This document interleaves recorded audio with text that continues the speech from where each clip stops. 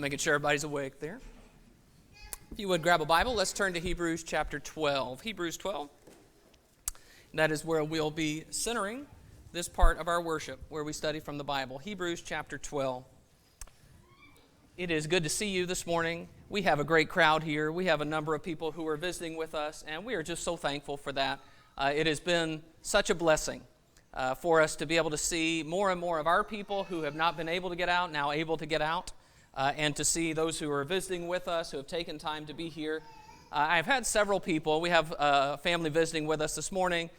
Several people have mentioned to me how during the pandemic they followed along with our live stream and watched our lessons, and now some of them are able to be here in person. We have some visitors here who have sort of gotten to know our group, and I just want to say that's a tremendous encouragement and a tremendous blessing to us to be able to know that even from something as awful as what we've been through over the last year plus, that the Lord has been using that to expand and to increase the work that we're able to do and to help us to know other brethren that maybe we didn't know before. So that's just an encouragement to us. Thank you for being here. For those who are following along and watching us, even though you're not present in this building, we want you to know that you are an encouragement to us too. But it's just a great morning to be here. Appreciate the work that's been done to prepare us and to help us to worship this morning. And I hope I can add my part to that. We're going to begin by reading in Hebrews 12 and verse 1. Hebrews 12 and verse 1.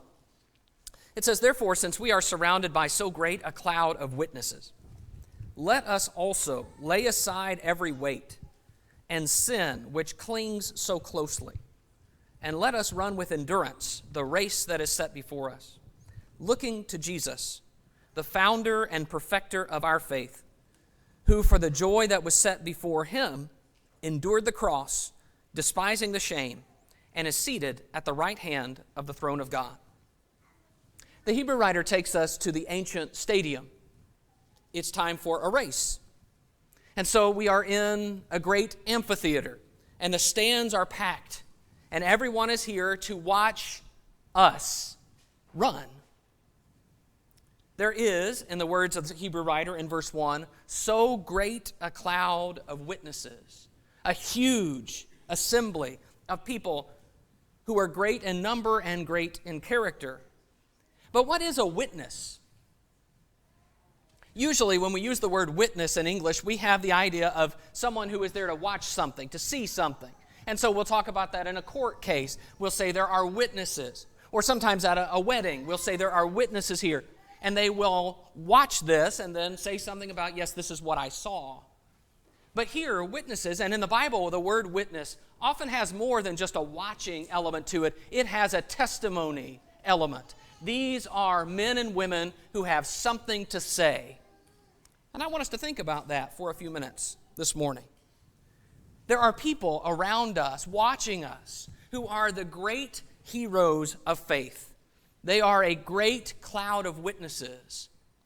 And they don't just watch us in some sort of intimidating way, better not mess up, Abraham's watching, but instead in an encouraging way. Let me tell you what men and women of faith do in situations like the one you and I are in. The letter to the Hebrews is written to a group of Christians who, for one reason or another, are contemplating leaving behind their faith. In some ways, it seems as though they're getting discouraged and tired. There is the possibility of persecution. It seems to me that there would be quite a challenge in moving from a system where you worship God by things you see, like a temple and priests and sacrifices, and moving from that to things you can't see, like Jesus, who has already lived and died and ascended to heaven. His sacrifice has been offered, and now you worship a God you don't see at all in ways you can't really point to. All of those challenges add up for the Hebrews to the idea that maybe we just need to leave this off. Maybe it's just not worth it. And so what the Hebrew writer does in this text is to say, all of the great men and women of faith throughout history, everyone you admire, they know what you're going through. They have been through it themselves, and they are here to give their testimony and encourage you as you run the race. So for you and me, I think we relate in some ways to that. We get tired, and we get discouraged, and we get scared. And so we begin to doubt and struggle and worry. And I want us to see how these examples can help us. What these witnesses say, in a word, is that we know what it's like we know what you're going through, and we want to encourage you by telling you what men and women of faith do when things are hard. So what we're going to do for a few minutes this morning is to look through some of these witnesses who are found in chapter 11 of Hebrews, and we're not going to go through the whole chapter, but we'll look at some of the main currents of thought that go through this chapter. So turn back a page to Hebrews 11, and I want us to say first that this cloud of witnesses says we know what it's like to see the unseen. How do faithful people view things that they don't see in the moment? Hebrews chapter 11, let's read in verse 7. Hebrews 11 and verse 7, it says, "By faith Noah, being warned by God concerning events as yet unseen, in reverent fear constructed an ark for the saving of his household. By this he condemned the world and became an heir of the righteousness that comes by faith." So in this great crowd, I put a picture of a stadium up here, just like the ancient amphitheater, people watching. In the great crowd, here's Noah. He is here to testify. And what does he say? Noah speaks of the time when God called him to build an ark because he was going to flood the world with water. And Noah had never seen anything like that. Water coming out of the sky was a novel idea. Events as yet unseen. I wonder what Noah thought about that. I wonder if Noah said, "Oh, that sounds great." I wonder if he thought the way we would think if, something like fire came down from heaven. That would be terrifying, but surely that's not really going to happen. And so Noah, he didn't just say, "That's interesting. I think I'll believe that." Instead, he built a massive boat. And it took him, if I read the story correctly, it took him years to do that. Do you ever think about what it was like for Noah in those years where he's building a boat? And after a little while, it gets so big that people are going to start noticing the boat. What do you think he told Mrs. Noah when he says, "I'm going to go work on the boat again"? What do you think he told his kids? What do you think he told his neighbors? How long did he have to wait for God's word to come true? Events as yet unseen. Noah, he says, in reverent fear, constructed an ark. And so when Noah is in the crowd, he says, "I know what it's like to wait for things you've never seen before. Just trusting, just holding on to the words of God." Verse 8, Hebrews 11 and verse 8. "By faith Abraham obeyed when he was called to go out to a place that he was to receive as an inheritance, and he went out not knowing where he was going." So here's Abraham. It's one thing to say, "Go west, young man." God says, "Go, there's a place you can have, and I'll tell you where it is later." I'll tell you later. Okay, that's not a good way to start a trip, is it? I'll tell you where you're going later. And yet he goes out not knowing where he's going. By faith, Abraham obeyed. Verse 10, "For he was looking forward to the city that has foundations, whose designer and builder is God." So a city that has foundations, he is not talking here about a physical city, at least not one that you could locate on a map. Abraham had never seen this city. Abraham had never been there. In fact, I'm not sure he even had revelation about the fact that it existed. What the Hebrew writer is saying is Abraham was confident that God had blessings for him that he couldn't articulate, things that were beyond what he had ever experienced. And I know Abraham had doubts about that because Abraham had doubts about a lot of what God promised, specifically the child promise. He kept expressing those doubts. And yet, Abraham obeyed because he sought something he had never seen. Look down in verse 20, Hebrews 11 and verse 20. It says, "By faith Isaac invoked future blessings on Jacob and Esau. By faith Jacob, when dying, blessed each of the sons of Joseph, bowing in worship over the head of his staff." Remember, Joseph thought he had blessed the wrong one, and so he tried to switch his hands. But no, Jacob said, I've got it right. Verse 22, "By faith Joseph at the end of his life made mention of the exodus of the Israelites and gave directions concerning his bones." See, seeing the unseen is also about the future. These men are facing their own deaths.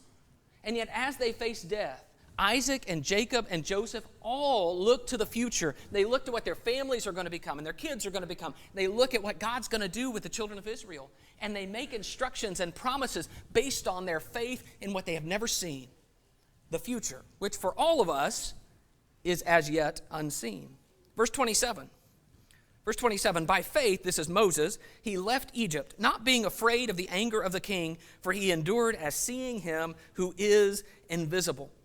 So Moses leaves Egypt and he goes out into the desert.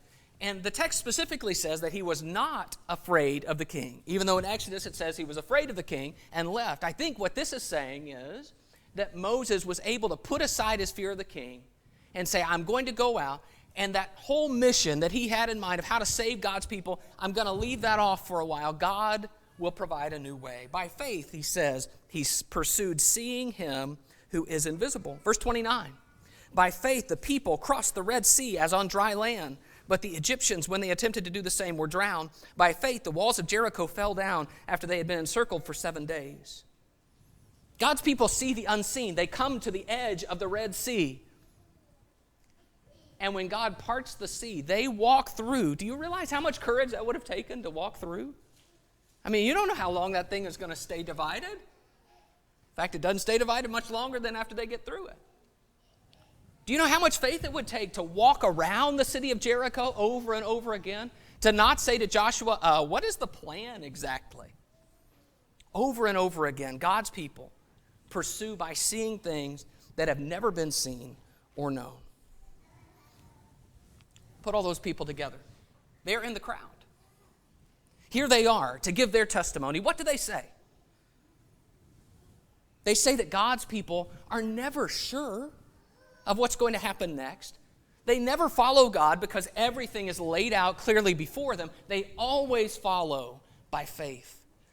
That there are things that I can't diagram and explain clearly, but I just trust God. And so I follow even though I don't see. So as you run your race and you say, I don't understand. I don't know how God can make this work into something good. I don't know how God could fulfill his promises. Just picture that all around you are a host of people who are saying, yeah, I know.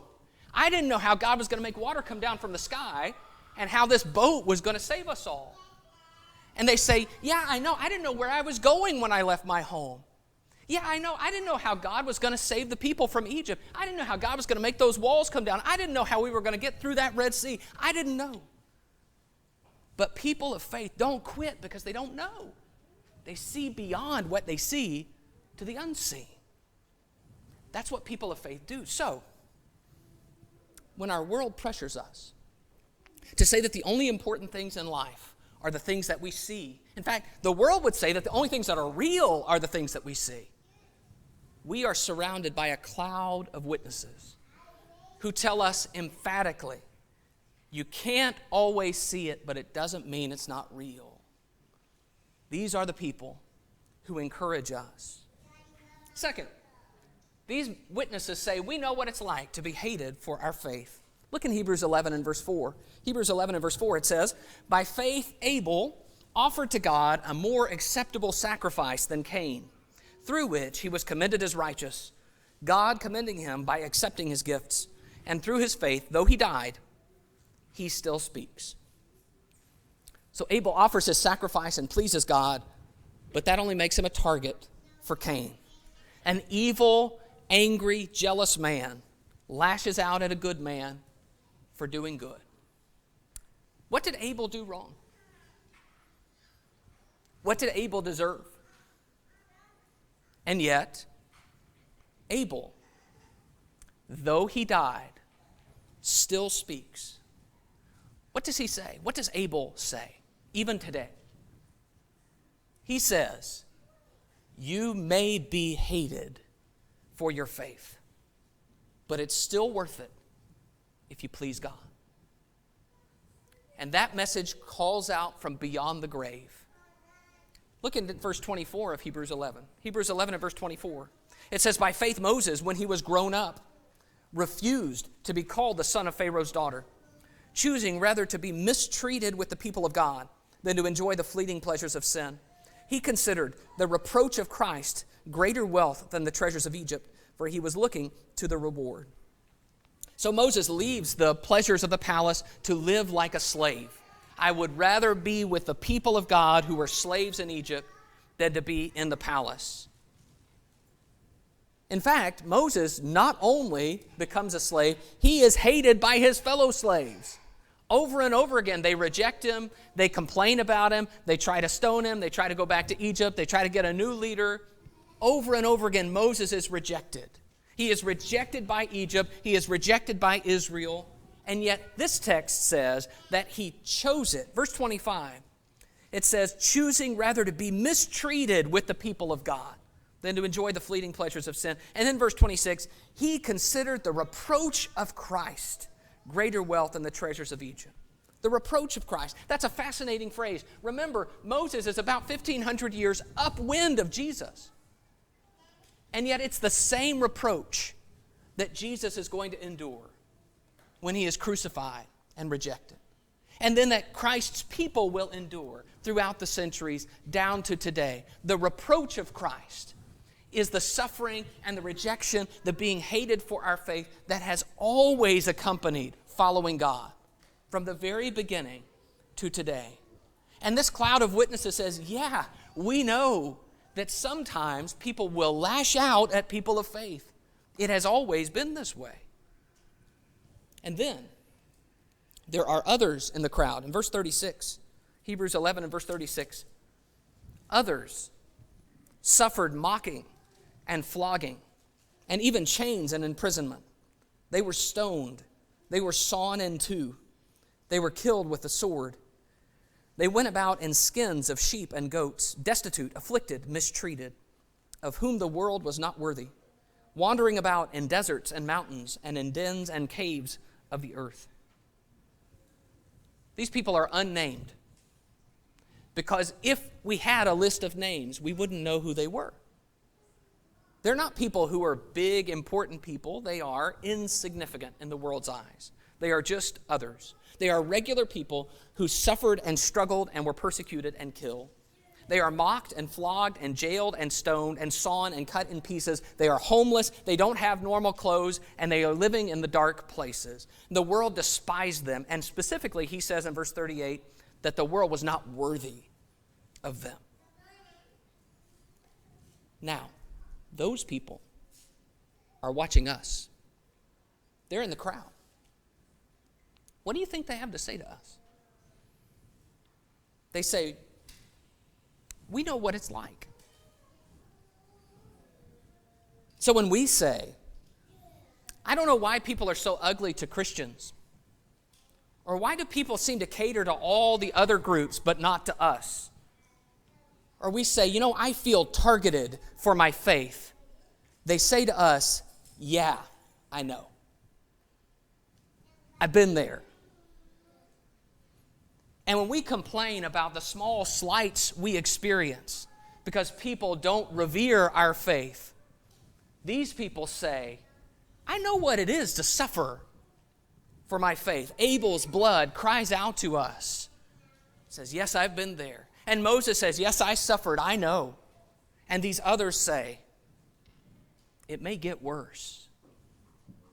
So we say, I'm afraid our country is changing and we may be persecuted in the future. These people say, yeah, I know. And then they say, keep going. It's worth it, no matter what you go through. And please understand, those are not the words of a pampered preacher like me. These are the words of people who have saw marks on their bodies. These are the words of people who have the scars of the chains on their hands. These are the people who live homeless, desperate lives until death finally takes them. And they say, I know what it is to be hated for your faith. Don't quit. It's worth it. It seems to me that we often think about persecution from a government view. We live in a nation where we are blessed to have some kind of voice in the government, although you always wonder how much we actually have. But that's a blessing that ancient peoples didn't have. Ancient peoples live with a reality that there are people making decisions and we have no impact over them. We are subject to them, and at any moment, at any whim, they could decide that our lives are over. They might be called on to pay the ultimate price. And it seems to me that our time and our spiritual energy would be better spent preparing ourselves for the ultimate reality that we will be hated for our faith than worrying so much about when and how that might happen. Are we ready for that? Do we hear the witness of these men and women who have suffered for their faith? Will we quit when things are hard? Or will we listen to these witnesses? The third thing they say, we know what it's like to make hard choices. In Hebrews 11 and verse 17, Hebrews 11:17, it says, by faith Abraham, when he was tested, offered up Isaac. And he who had received the promises was in the act of offering up his only son, of whom it was said, through Isaac shall your offspring be named. He considered that God was able even to raise him from the dead, from which, figuratively speaking, he did receive him back. So we read about the testing of Abraham, and it says specifically in verse 17, when he was tested, that God gave him a test. God told him to offer up his only son, the one he had spent years waiting for. Verse 19 says, he considered that God was able even to raise him from the dead, from which, figuratively speaking, he did receive it back. Here's what I want you to see. Abraham thought it through. He was between a rock and a very hard place. Either you disobey God or you kill your son. But he thought it through. And he decided that if God could give him a kid when he was past the age, then God could bring that kid back from the dead. And so he reasoned from faith. And he acted out of tremendous confidence in God. And by that faith, he chose well. He made a hard choice and chose to obey God and trust him, even though it was an impossible decision. Down in verse 25, Hebrews 11 and verse 25. Speaking of Moses, it says, choosing rather to be mistreated with the people of God than to enjoy the fleeting pleasures of sin, he considered the reproach of Christ greater wealth than the treasures of Egypt, for he was looking to the reward. Moses had a hard choice. Do I stay where I am and where I'm comfortable? Do I stay maybe where I have influence with these people and use my position and leverage it into some blessing for others? Or do I go down several pegs to help the people who are slaves? Do I become a slave to help them? Do I give up my money and my status? It's a hard choice. And yet, he chose it. I don't want to belabor this. We have to make hard choices. You know what your hard choices are. Best way to serve Jesus today, best way to handle your kids, best way to approach someone who's living in sin, best way to deal with someone who confesses or exposes some sin in their lives to you. Best way to show your influence to those around you. We have all those decisions. They are challenging. And there are times where we hear one side and we hear the other and we say, well, they both sound like they've got some merit, and I don't know what to do. But what I want us to see is that sometimes the actual decision to keep following God is hard. That's what these men found. It's hard because it will require some sacrifice of some kind. Maybe we realize something important needs to change, or we've got to eliminate something that's really close to us. It's going to be really hard to work through, like a job or some relationship in our family, or there's trouble in our home or in our church. There are hard talks to be had and hard steps to be taken. And here in the crowd, there are witnesses who say, I know it's hard. I know what it's like to feel like you don't know which way to go. But if you act from faith, it will be worth it. We know what it's like. The last thing I want us to see is we know what it's like to die in faith. We talked about Abel already. Abel died before his time. His life was tragically cut short, and yet, though he is dead, he still speaks. Look down in Hebrews 11 and verse 13. Look at verse 13. It says, these all, speaking in context of Abraham's family, these all died in faith, not having received the things promised, but having seen them and greeted them from afar, and having acknowledged that they were strangers and exiles on the earth. So dying in faith is the idea of dying without seeing the fulfillment of your faith. That's what it means when he says in verse 13, these all died in faith. That is, they died not having their hands on the promise, but having only a promise.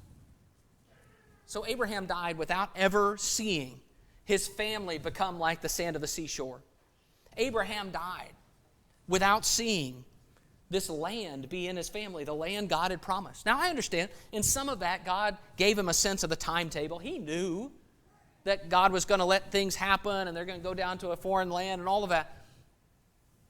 But I'm not sure that made it any easier to believe or to swallow. When you are facing death and you have been basing your whole life around these promises and you know these promises are going to go on far beyond me, I will die without seeing them fulfilled. So, don't you think that was hard in those last few years for Abraham? Death feels like an end. So what does it mean if we only die in hope of things that we've never seen, things that we've only believed in? Look down in verse 37. Hebrews 11, verse 37. They were stoned. They were sawn in two. They were killed with a sword. They went about in skins of sheep and goats, destitute, afflicted, mistreated, of whom the world was not worthy, wandering about in deserts and mountains and in dens and caves of the earth. And all these, though commended through their faith, did not receive what was promised, since God had provided something better for us, that apart from us, they should not be made perfect. So many of these people died without seeing the promises fulfilled. You know, we kind of have this problem. Have you noticed that when we talk about the Bible stories, we focus on the really good ones? When we talk about God delivering and we talk about people who had faith, we think of Shadrach and Meshach and Abednego and how God saved them out of the fiery furnace. And we think about Daniel in the lion's den and how God saved him. And we talk about David and how God saved him from Saul over and over and over again. But you know, we don't talk a lot about the other stories. Like John the Baptist, who is a faithful preacher of the gospel, tremendous humility. He is arrested and beheaded. The end. We don't talk much about Jonathan, great man of God, who dies alongside his father and is not allowed to live out whatever destiny God might have had for him. We don't talk a lot about Naboth, who is simply a victim of a tremendously corrupt King Ahab and his wife. We don't talk about those stories. Those are men and women who die without receiving some great deliverance, some great blessing. And as a preacher, I wonder how I would preach their funerals. What do you say about those men and women? Sometimes God doesn't save. And that's okay. Verse 39. And all these, though commended through their faith, did not receive what was promised, since God had provided something better for us, that apart from us, they should not be made perfect. So God's not done with them. Their story is not over just because they died in faith. There are chapters yet to be written, and the Hebrew writer says, we are right there with them. In fact, it's possible that you and I will die in faith. In fact, it seems to me that the Bible's tenor is that we should expect to die in faith, unless Jesus returns and some of these things that are unseen become seen before that time comes. So here, as we run our race, sometimes we wonder, I haven't had all my hopes and dreams fulfilled. Jesus hasn't come back. World is not a much better place than when I got here. And as I get older and I approach death, I begin to say, wonder if any of this was true at all. How do I have faith in something I've never seen as death approaches? Or maybe we wonder, if I die of a disease, or I die as a result of someone else's evil or accident, why didn't God stop it? Why didn't God save me? And I want us to hear the chorus of witnesses that say, I know how you feel. I waited And I wanted so bad to see what God had promised. And I am still waiting for the fullness of what God has promised. Jesus says, centuries after Abraham's death, Abraham rejoiced to see my day. And he saw it and was glad. Because Abraham finally got to see some small part of the fulfillment of what God had promised him so many centuries earlier. Brothers and sisters, we may die in faith. We would be just like all those great heroes of faith in Hebrews 11. And they are here to say, it's worth it. They are here to give their testimony and say, don't quit. The point is, if we die in faith, that doesn't mean faith is worthless. That means we're just still waiting on God. Now, let's go back to Hebrews chapter 12 and verse 1, where we began. As we think about this cloud of witnesses, I want you to hear again these words. Hebrews 12 and verse 1 says, therefore, since we are surrounded by so great a cloud of witnesses, let us also lay aside every weight and sin which clings so closely, and let us run with endurance the race that is set before us. So here we are running the race that is set before us by God. And all around us are these witnesses who are there to encourage us. And as we run, we say, I just feel so tired. And here is Elijah who says, I know how you feel.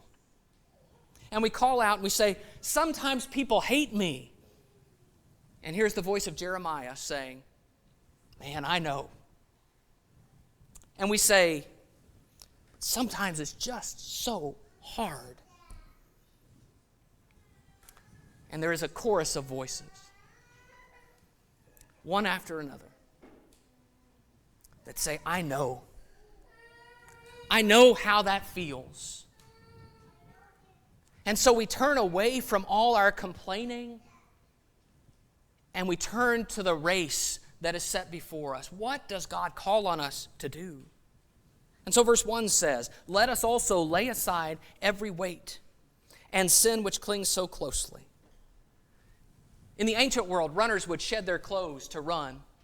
They didn't want anything to get in the way, no encumbrances, no hindrances. And if you've ever watched races, especially I'm thinking of marathons, because you guys know I'm a marathoner, but when you watch the last miles, you'll sometimes see guys who will throw down a water bottle, take their shirt off and just throw. I'm thinking, those things cost money. They don't care. The only thing that matters is getting to the finish line and fast. And so they throw away anything that might in the smallest way weight them down. Let us lay aside every weight and sin which clings so closely. Don't let anything keep you from finishing the race. Whatever you have to give up, whatever you have to lay aside, it's worth it. So don't let people's opinions about you or the fatigue that you're feeling or the currents of our culture slow you down. Don't let sin slow you down. Get those things out of your way and determine, I will not quit. He says, let us run with endurance the race that is set before us, looking to Jesus, the founder and perfecter of our faith, who for the joy that was set before him endured the cross, despising the shame, and is seated at the right hand of the throne of God. Sometimes in an amphitheater like this, they would have the great runners of the past to sit in places of honor, places where the runners could see them as they ran. And so a runner looks up, and what does he see but the champion?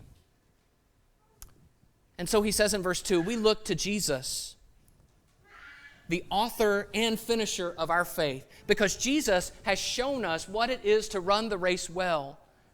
Because just like we have a race set before us, it says he had joy set before him, but before the joy was the pain. And he endured the cross and despised the shame and is set down at the right hand. He has won the prize, and now he says, keep going. If anyone is a tremendous witness for what it means to keep going when things get hard, it's Jesus. And as Jesus' disciples, that's what we learn. That's why we're here. Because Jesus never quit. And so, people of faith, don't quit. You and I are people of faith. So don't quit. I just want to say, if you ever feel out of step with the people around you, and you feel like the world just doesn't get you, and you feel like the things you hear they just don't make sense to you, just know that you are in step with a great cloud of witnesses, men and women of faith throughout the centuries. Our brother has led us in a tremendous number of songs where we sung about the faith of our fathers. That's not just the faith of our physical fathers, but our forebears, those who have gone before us in the faith. Those in the Old and New Testaments, those who have lived in the centuries between the time of Jesus and today, who show us this is what being a person of faith is. Those are the people whose voices we need to hear when we begin to doubt and struggle. The question I have for you is, what's getting in the way of your race? What is there that you may need to jettison and throw away and be done with? What habits? What people? What character deficiencies? Don't let anything keep you from finishing the race. Let's run with endurance. And if there's something that you have that you need to get rid of, that you would like our help with, or if you're ready for the first time to begin that race and to follow Jesus, to be baptized into Christ, we'd love nothing more than to help you. Please come as we stand and sing to